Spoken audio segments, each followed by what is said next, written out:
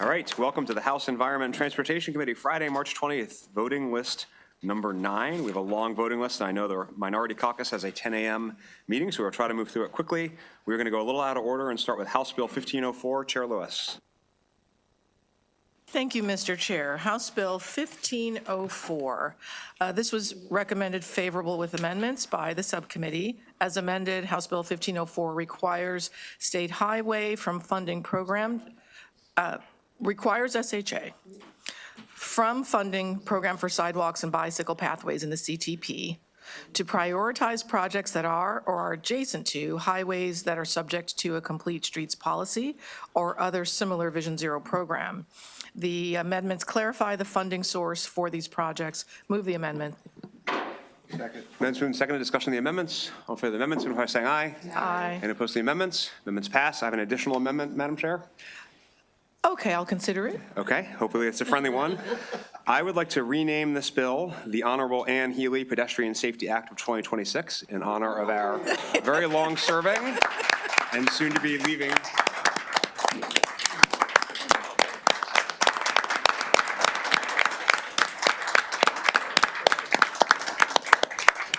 And I would like to recognize her Vice Chair Holmes from Rules, to say a few words. Thank you, Mr. Chair. It is such an honor to be here witnessing of the renaming of this bill after my good friend Ann Healy. Her only problem that she's ever had in her life is that she was born in Scranton and not Cleveland, Ohio. You know, there used to be at the intersection of Nicholson Street and Queen Anne's Chapel Road, she was trying to get a sign put there when she was on city council. And since then, she's always been an advocate for trying to get things done for traffic and bicycle lanes and all those kinds of things. And all that stuff for bicycles, it's interesting to understand that she never learned how to ride a bicycle. But it's still one of the biggest advocates for the safety of those on the roadway systems. And with that, Mr. Chair, I am so grateful to have the honor to recognize my good friend, Ann Healy, and having the renaming of this bill after her name. Thank you, Mr. Chair. Thank you, Delegate Holmes. I'd also like to recognize our senior Republican, Delegate Jacobs, for a few words.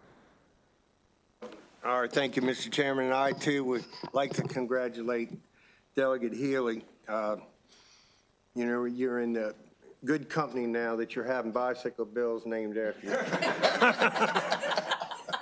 And we can stand up on the floor the rest of this year and talk about, you know, can you ride it on a bicycle, et cetera, et cetera. I ride a bicycle on the sidewalk, et cetera. But, you know, it's been such an honor for me to serve with you. You know, we both had local government roots, and I think that makes a huge difference to your approach in the General Assembly, how you really care about constituent services and things that really matter and mean what it means to people. And I've seen that passion in you in so many areas that, you know, we learn from each other, especially the ones that have been here for a while. And your passion in these areas for your constituents is something that I think it really resonates with me, and I think it does with a lot of people, because that's why we're here. And a lot of people, they forget that. They don't stay focused on that, but you always have.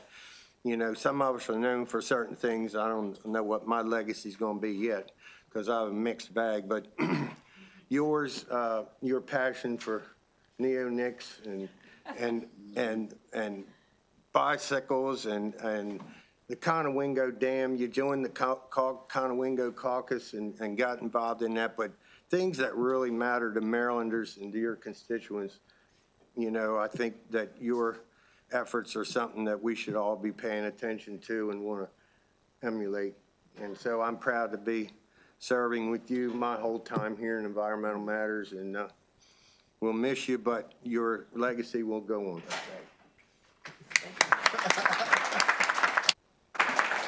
Thank you, Delegate Jacobs. And I will just add on the sort of safety legacy. I remember very clearly my first year as chair, we were holding up a Prince George's County local bill. It was a little broad, to be honest with you, Delegate Healy, but you organized all the Prince George's County members to come into my office with you leading them to basically tell me I better move this bill or I was going to have real problems.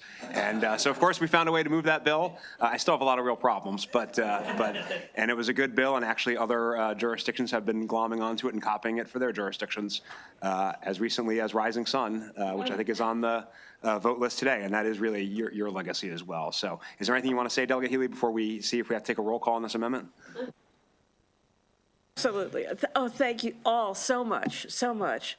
You know, the committee system that we have here is, I think, very unusual in the United States. We have these wonderful committees. We get to know each other really well and work together really well. And even, you know, Delegate Jacobs, we work bipartisanly throughout the whole process in the committee and in the subcommittees. We focus on the issues and we try to find a way, even when we're not able to support the final outcome of the bill, we still want to improve the bill and make it better for everybody. And I think that's one of the legacies of our system and of this committee especially. But this is just so heartwarming. I don't even know what to say except thank you, thank you, thank you. And yes, one of the first things I did when I got here was try to start working on getting a traffic light on Queens Chapel Road. It took 30 years. 30 years. That's one reason I've been here so long. Because there was, as you know, things happen, budget, it was in the budget, then there was a recession, and then there was no room money for the program, and then there was another governor who didn't like the idea, and then, you know, it went on and on and on. So when we finally got it, I really wanted to have the traffic light named after me, but that didn't seem really appropriate. Thank you so much for this honor. This is wonderful. Thank you very, very much. All right. And Delegate Healy, is there anyone sitting out there you want to acknowledge? Daughter is here. My chief of staff is over there taking pictures. Somebody must have told them something was up today. Right. Can I get a second on the amendment? Oh, I'm sorry, Delegate Healy. Go ahead. That's all right. Second the amendment. All in favor of the amendment, signify by saying aye. Aye. Does anyone dare to be recorded in opposition? Okay. Amendment passes. Chair Lewis. Thank you, Mr. Chair. Move the bill as amended. Any discussion on the bill? All in favor of House Bill 1504 as amended, signify by saying aye. Aye. Anyone wish to be recorded in opposition?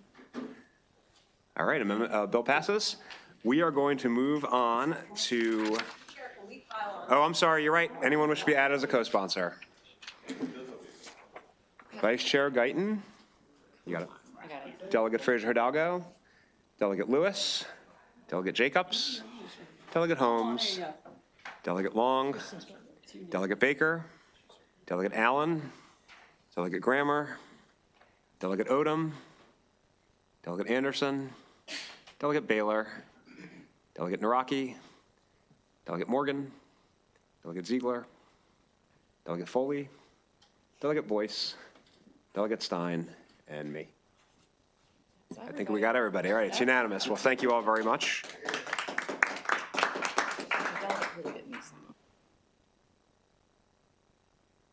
She wanted to make sure Delegate Healy was on the bill, but she's the sponsor, so we're covered. Let us move on to House Bill 972, Chair Ziegler.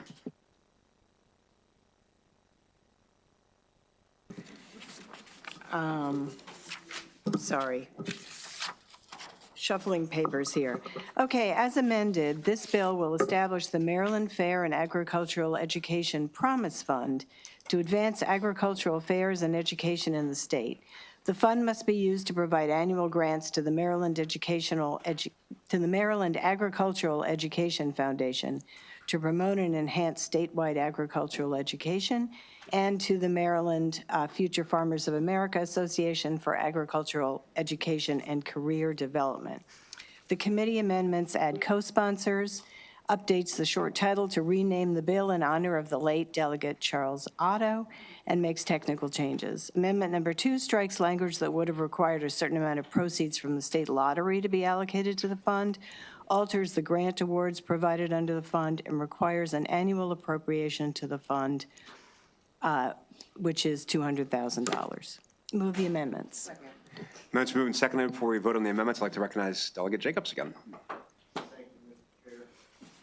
And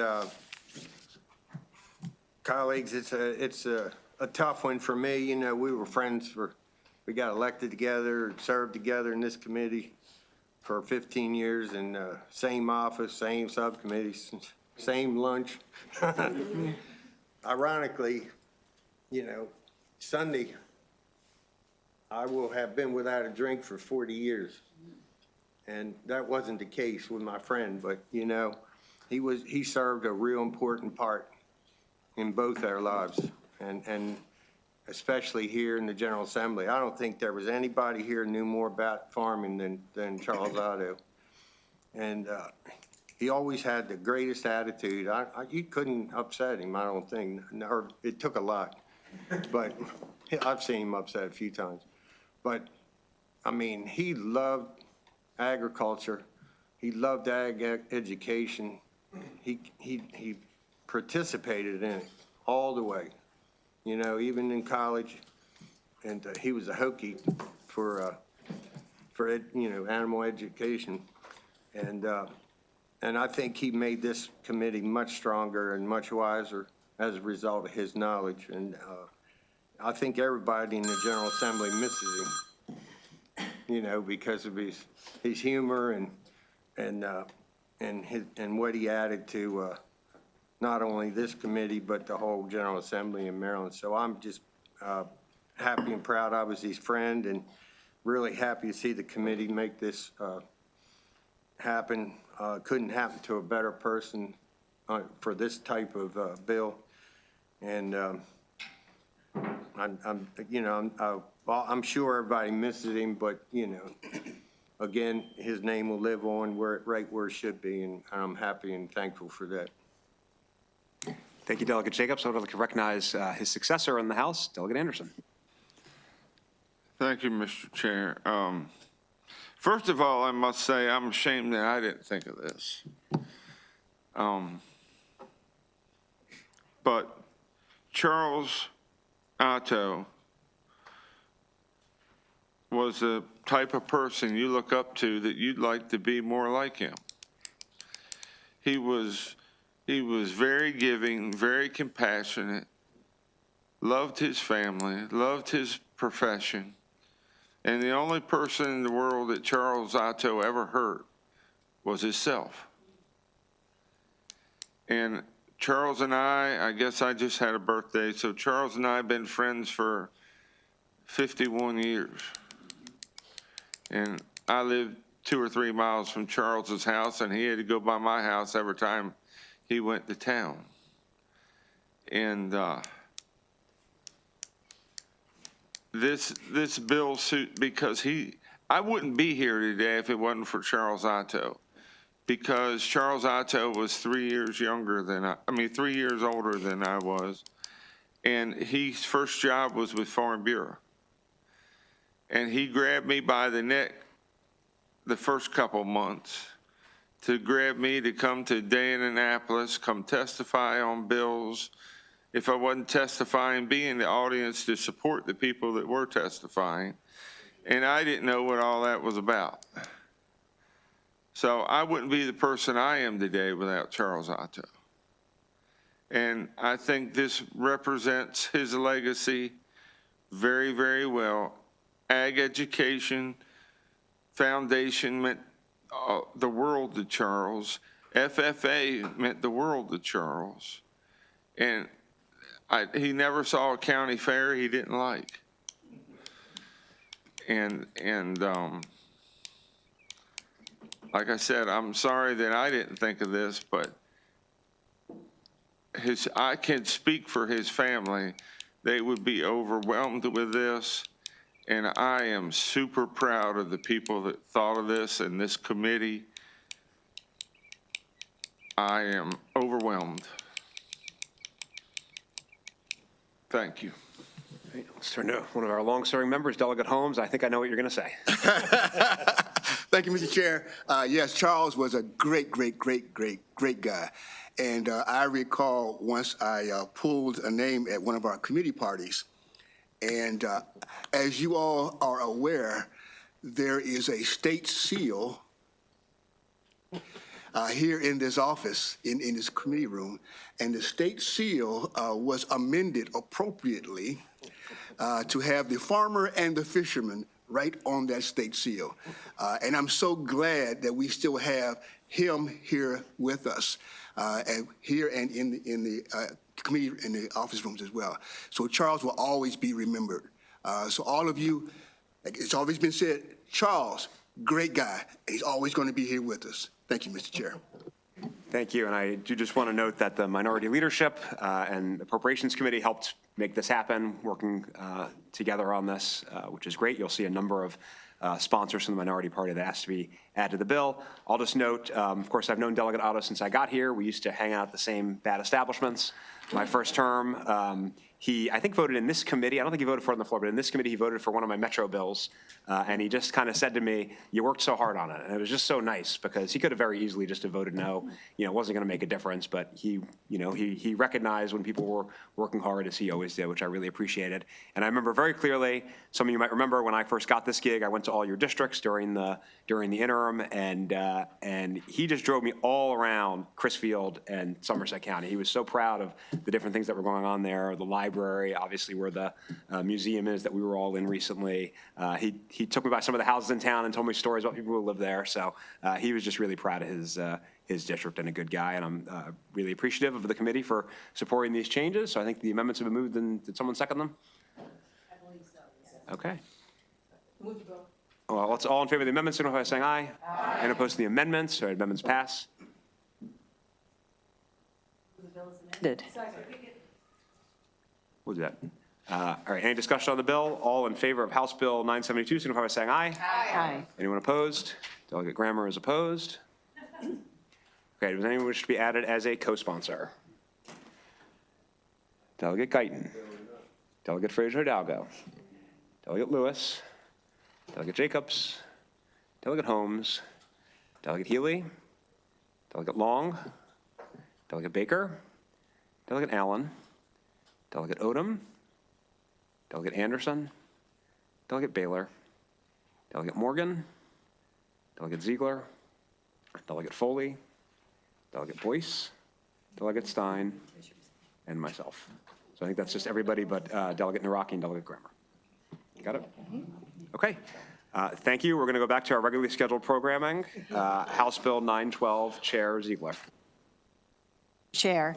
So House Bill 912, as amended, establishes statewide trap-neuter return policies for community cats that apply to all counties and municipalities that adopt a trap-neuter return policy.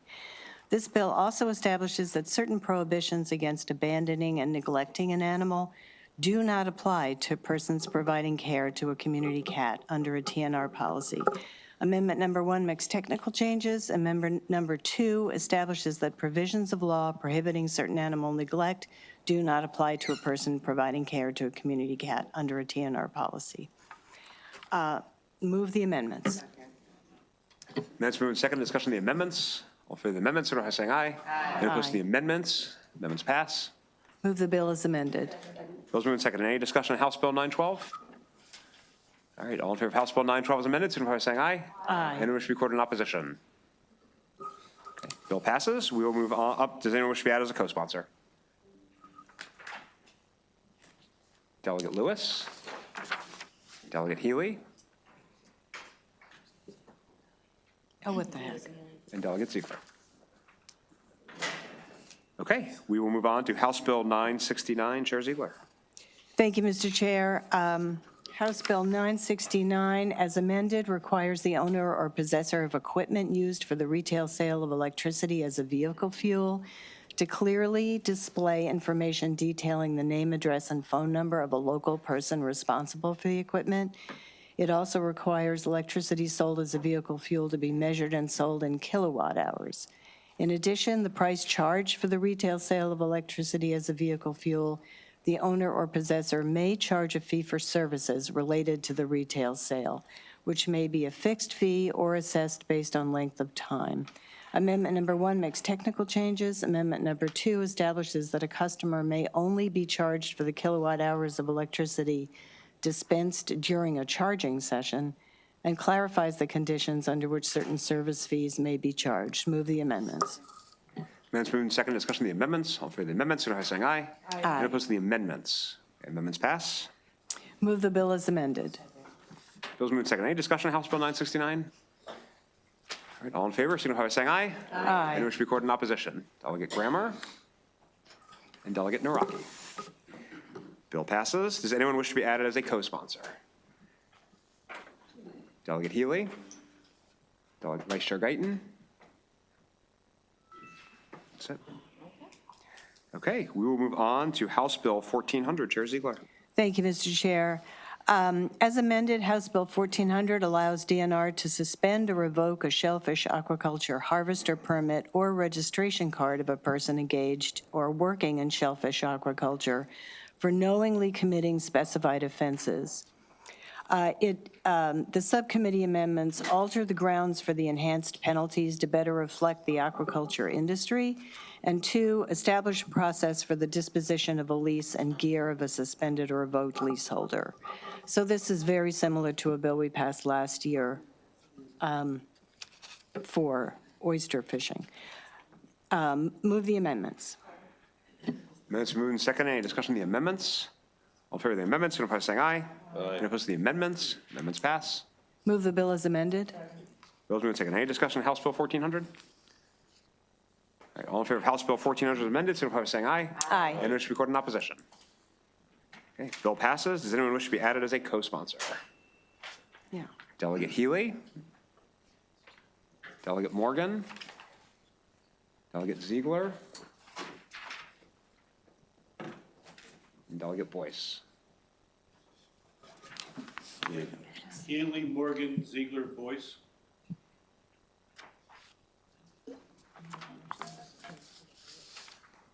Delegate Anderson, did you want to be in favor of that bill? Were you in favor of that bill? Yes. Okay, great. When you guys get up, you're considered not voting, so please sit during the voting session so we can make sure your votes are recorded. Okay, we're going to move on to House Bill 925. Chair Stein. Thank you, Mr. Chair. The subcommittee recommendation is favorable with amendments. As amended, this bill establishes prohibitions and restrictions related to the land application of sewage sludge that has a total concentration of regulated PFAS equal to or greater than specified levels. The bill establishes related requirements for MDE and sewage sludge generators.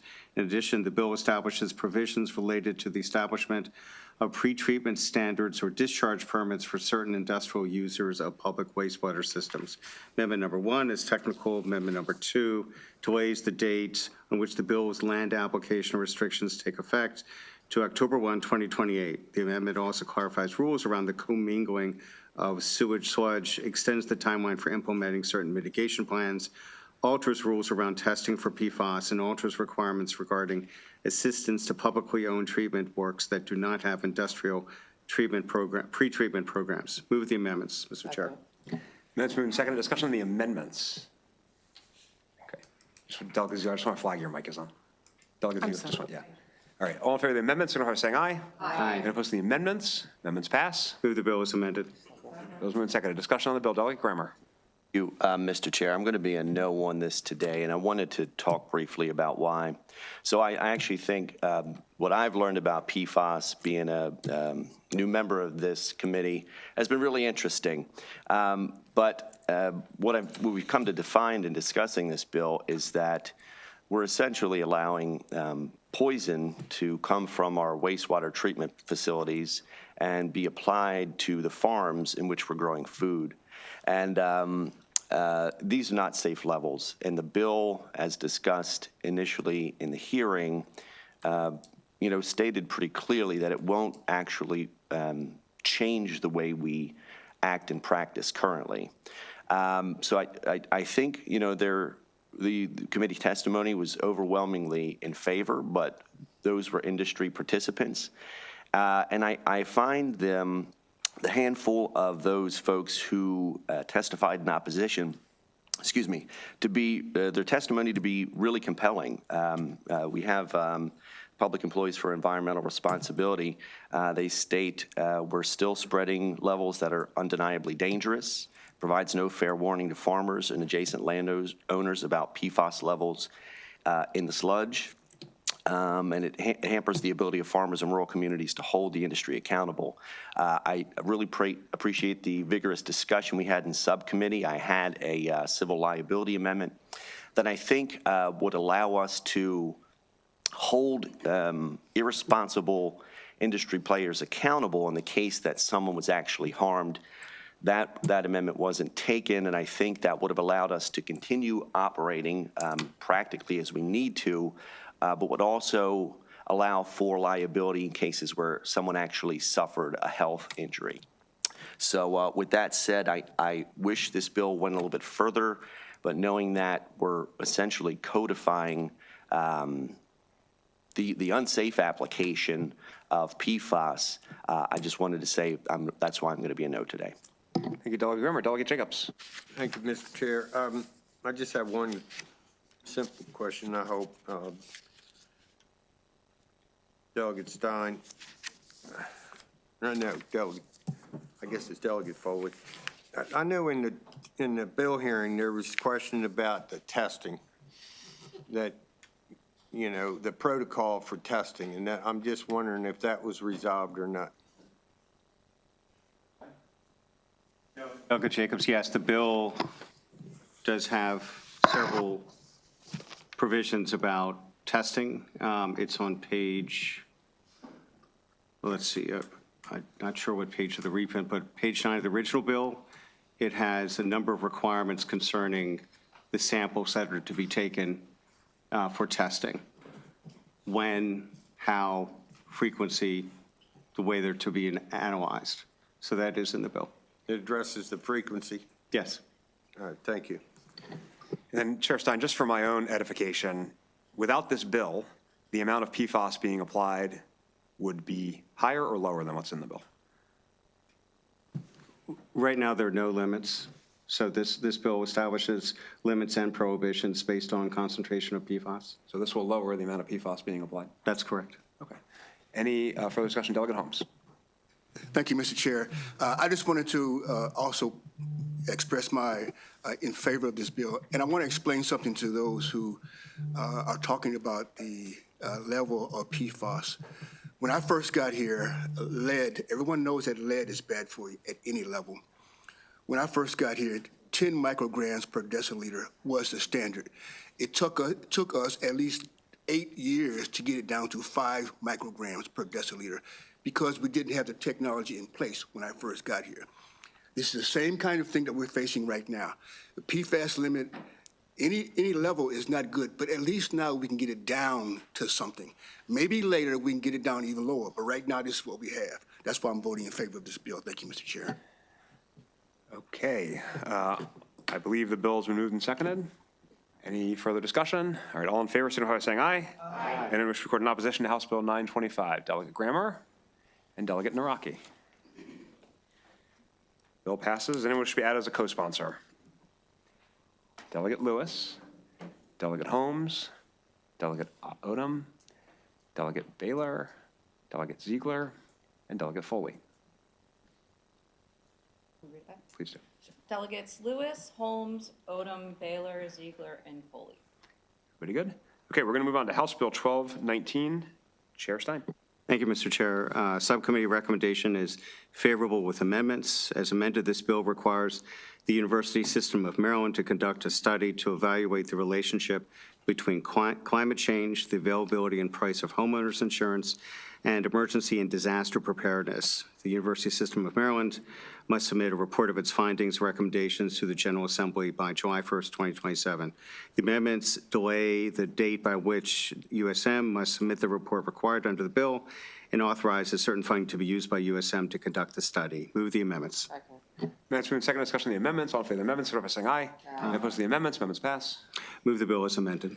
Those moved second. Any discussion on the bill? Okay, all in favor of House Bill 1219 as amended, signify by saying aye. Aye. Any wish to be recorded in opposition? Delegate Baker, Delegate Grammer, Delegate Anderson, and Delegate Naraki. Okay, bill passes. Does anyone wish to be added as a co-sponsor? Delegate Lewis, Delegate Holmes, Delegate Baylor, Delegate Ziegler, Delegate Foley, Delegate Boyce, and Delegate Stein. Please read it back. Sure, I have Delegate Lewis, Delegate Holmes, Delegate Baylor, Delegate Ziegler, Delegate Foley, Delegate Boyce, and Delegate Stein. Everybody good? Okay, we are going to turn to House Bill 1063, Chair Boyce. Thank you, Mr. Chair. Subcommittee recommendation is favorable with amendment as amended. HB 1063-1 allows DNR to authorize the reduction of deer population on any single contiguous property of at least 10 acres where it has documented deer damage. 2, modifies Sunday hunting hour restrictions during deer firearm season in specified counties. 3, allows for a person to hunt migratory game birds on Sunday and for specified persons, juniors, seniors, and apprentice hunters and full-time students who hold a hunting license to hunt migratory Canada geese, the Atlantic population, on Sundays during the open season. And 4, for a 3-year period beginning July 1st, 2027, and ending June 30th, 2030, repeals the existing county-specific Sunday hunting authorizations and requires DNR to adopt regulations allowing for Sunday hunting at a minimum, allowing for Sunday hunting in the manner authorized by statute on June 30th, 2027. DNR must report by December 1st, 2029 on the effectiveness of the bill. The bill takes effect July 1st, 2026. Subcommittee Amendment 1 alters provisions governing the deer damage permit. 2, repeals the time limits for Sunday hunting on private property in Wacomico County from HB 780. 3, strikes extended Sunday hours in Montgomery County during deer firearm season. And 4, authorizes DNR to allow a person to hunt deer on each Sunday of deer bow hunting season in Baltimore City. And this is from HB 1324. Mr. Chair, move the amendments. Minutes moved and seconded. Discussion on the amendments. All in favor of the amendments, signify by saying aye. Aye. And opposed to the amendments? Amendments pass. Move the bill as amended, Mr. Chair. I'm sorry, did you have a question, Sorry. Vice Chair Guyton? I did not hear the amendment about the trails. That was the first one. Oh, I'm sorry. Thank you. So just to clarify, the amendments from the subcommittee increased the distance you have to be from trails to 150 yards, and it also, I think, made some modifications to the definition of trails based on the work of the subcommittee. So I think that was just covered in the amendments we adopted. So we will, is there a motion on the bill? Move the bill as amended. Second. Bill's moved and seconded. Discussion on the bill. Delegate Grammer. Thank you, Mr. Chair. So I just wanted to talk, I appreciate the vigorous discussion in subcommittee. Wanted to talk about why I'm going to be a yes today. So my district wants me to be yes on this bill, but I did have a concern about the migratory bird portion of the bill. And I did a good bit of research, and I'm convinced that with the regulations of the federal government and the regulatory authority of DNR, I think these populations will be protected, and I don't think this is going to put these populations at risk. That'll be why I'm a yes today. Trying something new. We appreciate it. Delegate Anderson. Yes, sir. Thank you, Mr. Chair. One of my constituents had a few questions and I couldn't text him back this morning. And you can understand this is a hot issue on the shore. But on page 7, he was a little confused about whether all licensed hunters could hunt on Sunday or whether the department decided which class. Which page? Page 7, he says. He said here was his, just to confirm, unless we come back and change the law, the department may authorize youth, seniors, apprentices, and students to hunt Canada geese on Sundays. He didn't think it. It's just for those 4 populations, juniors, seniors, apprentices, and full-time students. Okay. So those are the only ones that can go on Sunday to hunt Canada geese? That is true. They have to allow these for individuals, but if for some reason they wanted to regulate, they could. I understand that they Okay. And this doesn't add any time, doesn't take away from any time of hunting season. We're all abiding by federal law. That's correct, sir. And I guess that'll do it. That'll answer my questions for my constituents, and I'm comfortable. It's been a long, hard-fought path to get to here, and I appreciate your hard work, and I will be agreeing for you. Thank you, Delegate Anderson. Delegate Jacobs. Thank you, Mr. Chair. This legislation's been in front of this committee for several years, and I fought very passionately for various reasons to not allow Sunday migratory hunting for good reasons, not only from my district, but, you know, a lifetime of hunting myself. And I've hunted a lot of years, and I've seen huge populations where we were allowed 3 geese 60 days for many years, and then ultimately led to a moratorium, which the industry has never really gotten back after that. The loss of those years never got back to where it was before. And it's very concerning to me, the volatility of the population, the way it goes up and down in the last 4 or 5 years. This issue is as far away from Sunday deer hunting as you can get in this bill. We haven't had migratory waterfowl hunting for 303 years for a reason. And there's more to this bill than 4 Sundays, I can tell you that, for goose hunting by a very limited population. There's potentially, when you get into migratory game birds, it's a look it up. It's a number of birds. The season starts as early as September 1st and end in April. So it's a lot more than 4 Sundays. On a 45-day season, which will be this upcoming season, it'll be more than 4 Sundays. And there are other counties in this state that will have all-day migratory hunting that currently have 10:30 stop times on their deer hunting. But I appreciate all the effort that's been put into this by all the people. It's been a hard-fought issue, and I understand the people on both sides of the issue. But in my heart and my soul, I think it's the wrong direction for the state of Maryland to be going in, and so I'll be a no vote. Thank you. Thank you, Delegate. Delegate Allen. Thank you, Mr. Chair. I want to thank Delegate Boyce, the subcommittee, and this entire committee for working on this issue. This is an issue I myself have been working on literally since I joined this committee. My first bill ever that I passed out of this committee, and first bill I passed in the General Assembly, dealt with Sunday hunting of waterfowl. It was cross-filed with then State Senator Elfreth. So this is, the culmination of literally years of work by a lot of people, and I really appreciate that. I also appreciate that this bill is, again, there's a lot of benefits to it, but I think part of it, at least for me, is on a certain amount of principles. Part of all of this, and like my colleague just said, this is 303 years in the making. It's repealing what is essentially an 18th century religious law. And I think we sometimes lose sight of that. There's a lot of other reasons why certain provisions have been kept over the years. But what it boils down to is this was passed because the government at the time was Christian in nature and Christian in law.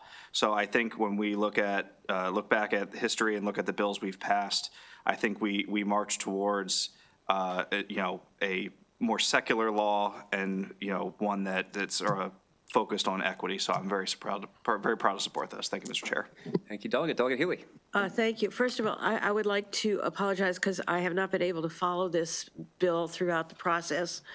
And historically, I have supported local courtesy on the hunting bills, but Prince George's County has never wanted to have Sunday hunting of any kind. And so I want to know how this bill affects Sunday hunting in Prince George's County before I make a decision about how.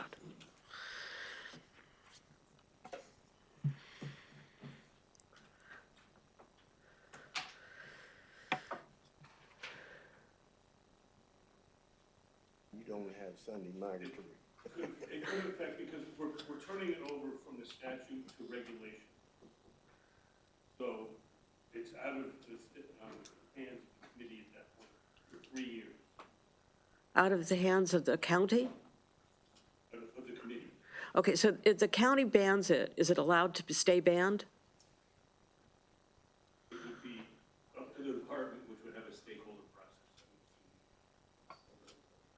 Okay. But tomorrow, this doesn't take effect, that part doesn't take effect until 2027, and up until then, there's no effect. Until 2027, so, And at that point, they're required to, in the middle, keep what they have, which Prince George's is not. oh, so I still don't understand. So after 2027, it will be in the department's purview to decide whether or not Sunday hunting is allowed in Prince George's County? Correct. Okay, thank you. So I think the key for anybody has a county-specific concern is to interact with the Department of Natural Resources going forward. Vice Chair Guyton. So much, Mr. Chair, and I want to thank the subcommittee chair, Delegate Boyce, for working with me. I did have a lot of concerns about this bill initially, and we were able to address a lot of the things that affect people in my district and the safety of those. And so I just want to express my thanks.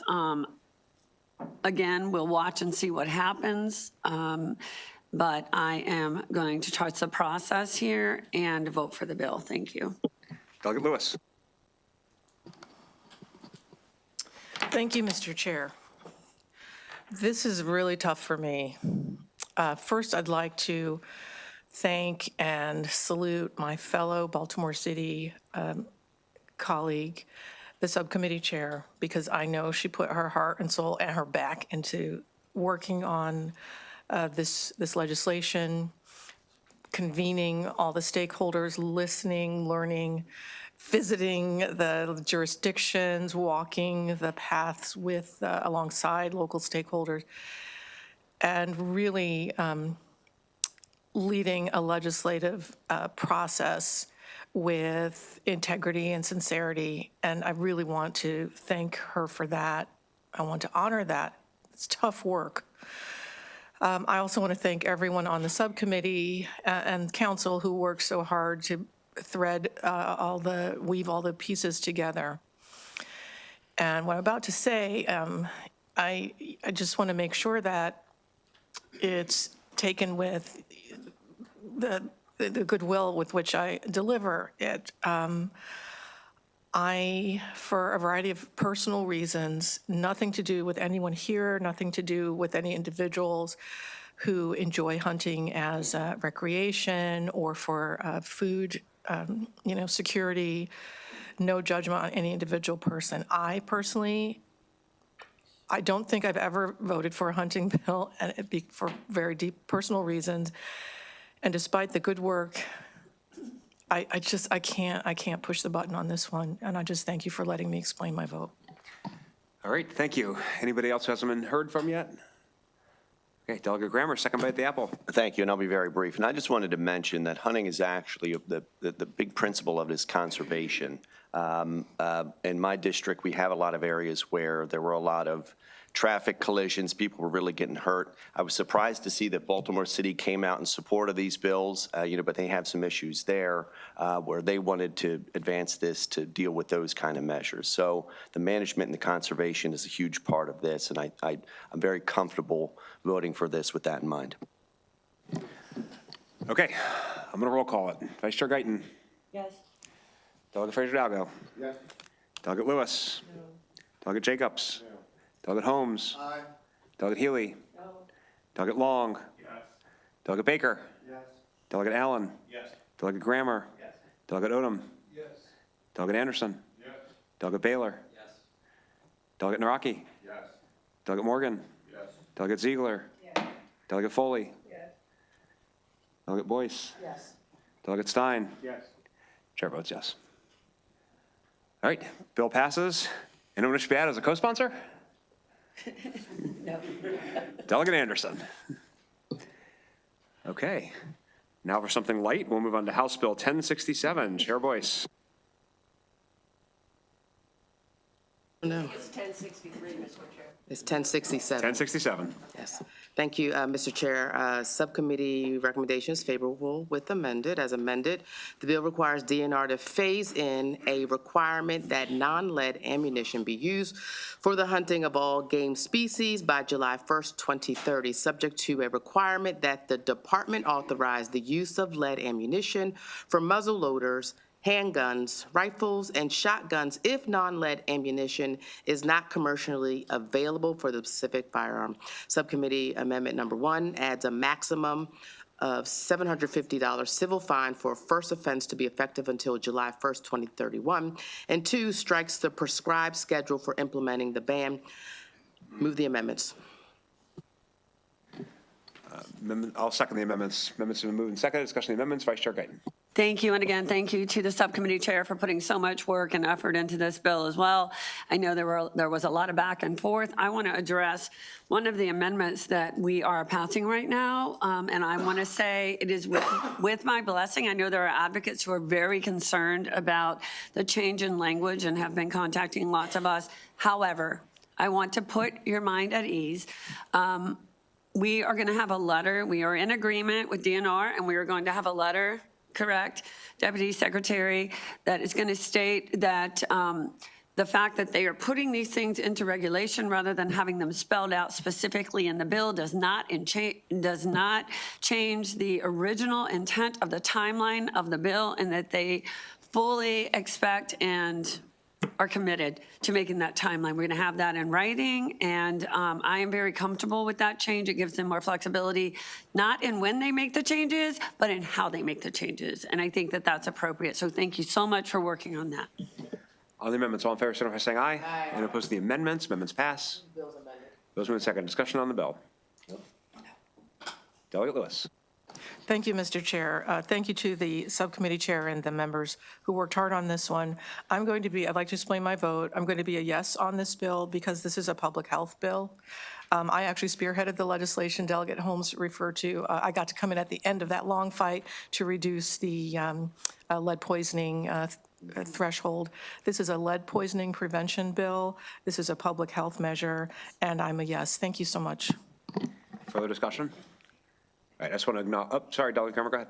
That's okay. Thank you, Mr. Chair. Very briefly, I'm going to be a no here. I think the penalty is extremely punitive, and the law we're putting in place here is not if you have the correct ammo in your firearm, but you have the wrong ammo like in your backpack, that is still an offense that is citable under this law. And I think it's really extremely punitive to those who may be affected. So I'll be a no today. Great. And Delegate Grammer, I don't want to change your vote, but just as a reminder for everybody, we have a subcommittee process. In that subcommittee process, Delegate Grammer and others raised concerns about the penalty. And so the sponsor worked very hard to come up with a compromise to lessen the penalty. But, you know, when we have a rule, the penalty can't be 0, right? Otherwise, no one will follow the rule. Any further discussion? Okay, I just want to, again, thank the subcommittee chair, the vice chair, also acknowledge Delegate Allen and the department and many others who worked on this bill. I know it's been a long, engaged, and challenging endeavor. House Bill 1067 as amended, all in favor, signify by saying aye. Aye. Anyone wish to be recorded in opposition? Delegate Jacobs, Delegate Baker, Delegate Grammer, Delegate Anderson, Delegate Naraki, and Delegate Morgan. Does anyone wish to be added as a co-sponsor? Delegate Healy? That's it. Okay, you got it? Healy? Great. All right, let's move on to House Bill 1037. Chair Foley. Thank you, Mr. Chair. House Bill 1037, as amended, requires the Public Service Commission, or PSC, to conduct a study and make recommendations regarding the potential scope, structure, and implementation of PSC oversight of broadband service and VoIP service in the state. Amendment number 1 is technical. Amendment number 2 strikes provisions establishing direct PSC oversight of certain aspects of broadband and VoIP services and instead requires PSC to conduct a study on regulating those services and make related recommendations. Mr. Chairman, I move the amendments. Let's move in second discussion of the amendments. All in favor of the amendments, signify by saying aye. Aye. Any opposed to the amendments? Amendments pass. I move the bill as amended, Mr. Chair. Bills moved in second discussion on the bill. Oh, thank you, Delegate Jacobs and Delegate Holmes for waving me down. Delegate Jacobs. Delegate Foley, did I understand you correctly say this is now a study?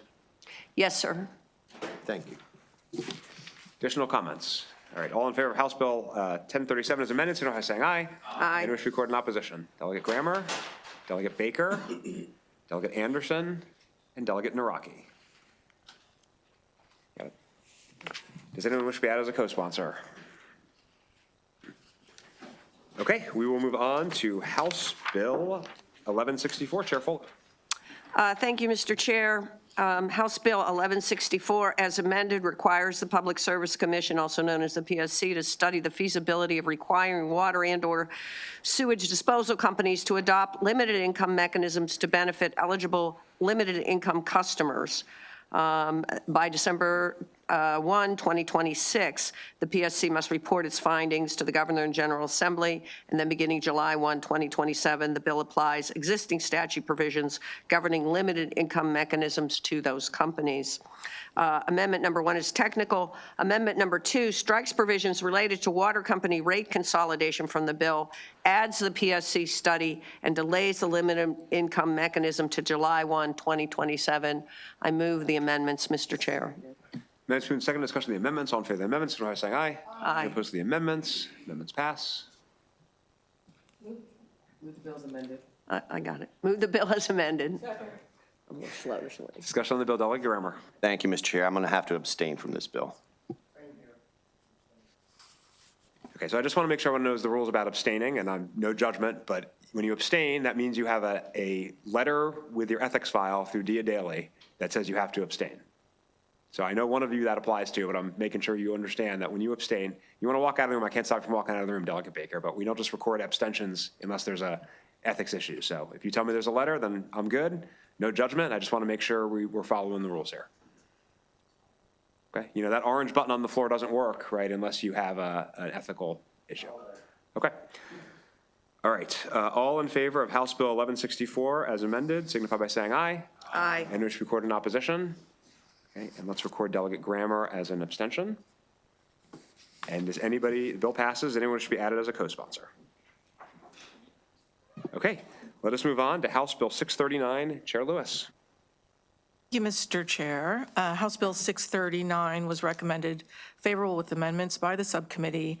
As amended, this bill requires that if a fixed-base operator or aviation service company services a flight with a detained individual on board, the FBO or aviation service company must first require to see the warrant that authorizes the transport of the detained individual, and second, note whether there is a warrant and whether the warrant is a judicial warrant or an administrative warrant. This is a really complex bill, but I'll just go to the amendments. The subcommittee amendments strike a certain process for collecting certain information on detained individuals, prohibit against certain persons entering into an agreement with certain airlines under certain circumstances, and finally, strike certain restrictions with respect to refueling aircraft. Move the amendments. Let's move to second discussion of the amendments. All in favor of the amendments, signify by saying aye. And opposed to the amendments? Or the amendments pass? Move the bill as amended. Bills moved in second. And discussion on the bill. Okay. All in favor of House Bill 639, signify by saying aye. Aye. Any wish to record in opposition? Delegate Jacobs, Delegate Baker, Delegate Grammer, Delegate Anderson, Delegate Naraki, and Delegate Morgan. Bill passes. Does anyone wish to be added as a co-sponsor? Delegate Baylor, Delegate Foley, Delegate Lewis, and Delegate Stein. I have Delegates Lewis, Baylor, excuse me, Lewis, Baylor, Foley, Stein. And Delegate Allen, please. All right, everybody good? Okay, we will move on to House Bill 1381. Chair Lewis. Thank you, Mr. Chair. House Bill 1381 was recommended favorable with amendments by the subcommittee.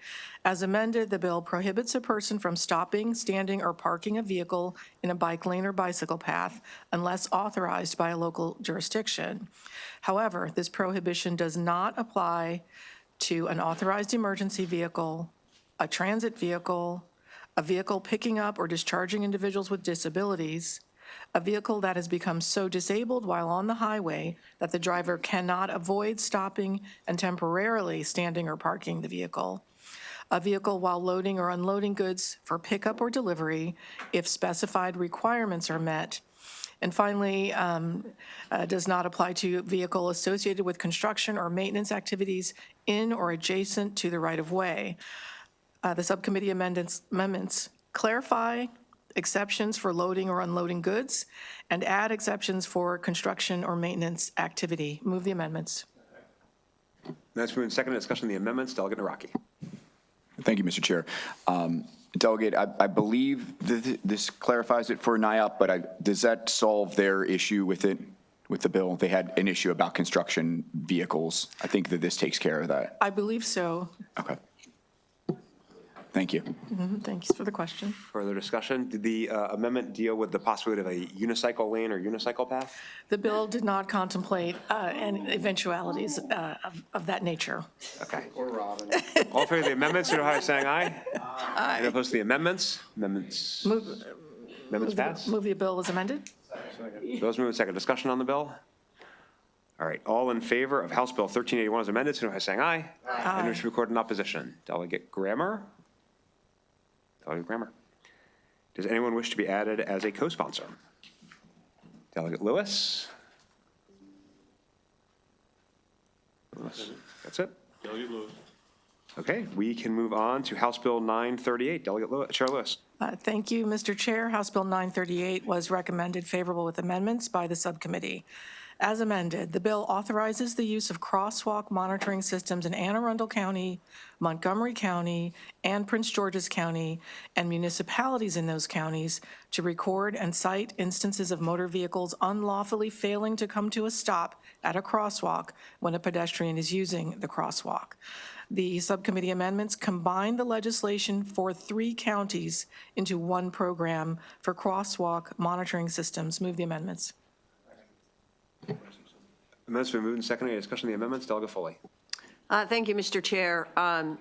Delegate Chair Lewis, my question is when you say that those bills were added as amendments to the main bill, did you add all the provisions? Because the Montgomery bill had a lot of different caveats, and those were all added in, I assume.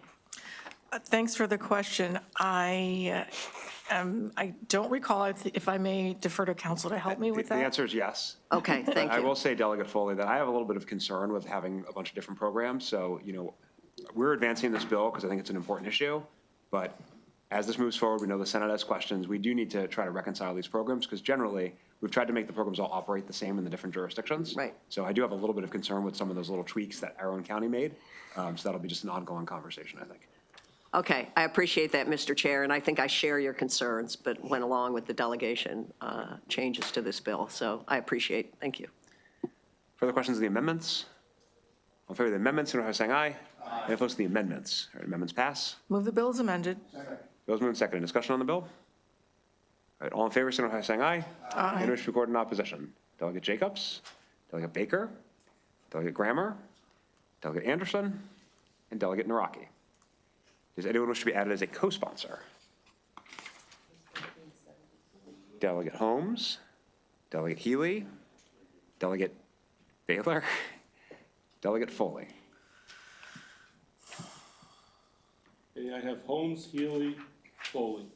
Okay. Thank you. We'll move on to House Bill 1370. Chair Lewis. Thank you, Mr. Chair. House Bill 1370 recommended favorable with amendments by the subcommittee. As amended, the bill authorizes for 3 years the use of stop sign monitoring systems on highways in the town of Rising Sun, Cecil County, to record violations of state law requiring obedience to stop signs.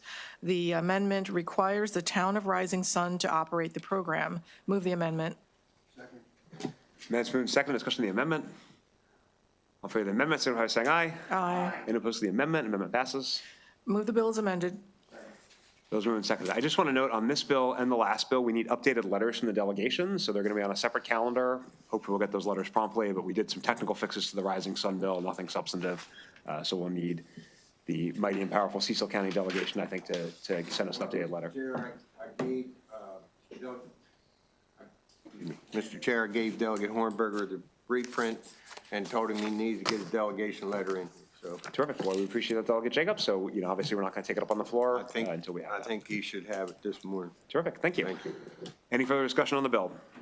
All in favor of House Bill 1370 as amended, signify by saying aye. Aye. Any wish to record in opposition? Delegate Baker, Delegate Grammer, and Delegate Naraki. Okay, bill passes. Anyone, it's a local bill. We're going to skip the co-sponsor. We have a few withdrawals. House Bill 419, treat that as a motion for all the withdrawals. I move to withdraw. Any discussion? All in favor, signify by saying aye. Aye. Anyone opposed? Okay, Delegate Grammer, you have something you need to say? Okay, so just schedule-wise, obviously we've done most of our work, but I know there are a few stray bills that folks are hustling on. So we are going to plan another voting session for tomorrow morning before floor, whatever time that is. And we might have some subcommittee meetings today, so just keep an ear out as we're trying to move a number of your bills. All right, thanks everybody. See you on the floor at 11.